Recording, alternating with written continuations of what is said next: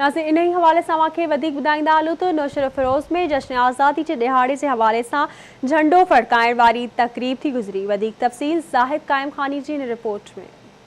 जश्न आज़ादी के पुरमसरत मौके से पूरे मुल्क जी नौशर फिरोज़ ज़िले में भी आज़ादी जी तकरीबूं कोठाई वयूं आहिनि। पुलिस हेडक्वार्टर में झंडो फड़काइण वारी तकरीब में SSP Altaf Hussain Lagari, DSP headquarter Abdul Rasool Abbasi, DSP city Ijaz Ali Memon ऐं ॿियनि पुलिस आफ़िसरनि शिरकत कई।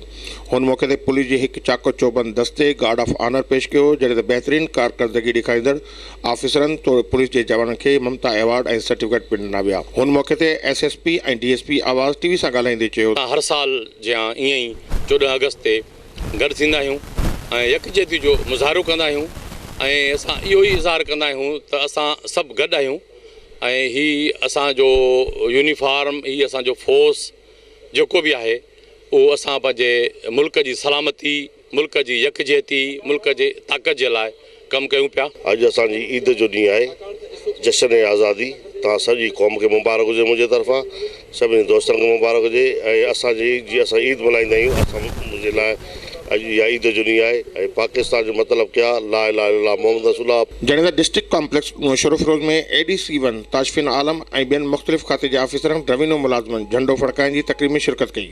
हुन मौके ते पुलिस जे जवाननि ऐं स्काउट जे दस्ते गार्ड ऑफ ऑनर पेश कयो। आज़ादी जे हिन दिहाड़े जे मौके ते वण पिणु पोखिया विया। हुन मौके ते ADC1 ताशफिन आलम ऐं रेवेन्यू एम्प्लॉइज़ जे अॻुवान मुर्तज़ा मशहूरी आवाज़ TV सां ॻाल्हाईंदे चयो त आज़ादी की नेमत अल्लाह ने हमें अता की 14 अगस्त को, और इंशाअल्लाह ये सारी कौम इकट्ठी खड़ी है और पाकिस्तान इंशाअल्लाह मज़ीद तरक्की करेगा। जश्न आज़ादी तकरीबात में मकानी खाते जा चूंडियल नुमाइंदा गायब रहा, जॾहिं मुख़्तलिफ़ तंज़ीमनि पारां प्रेस क्लब आॾो रैलियूं पिणु कढियूं हुयूं। कैमरामैन सोहिल राजपर सां गॾु ज़ाहिद काइम खानी, आवाज़ TV, नौशर फिरोज़।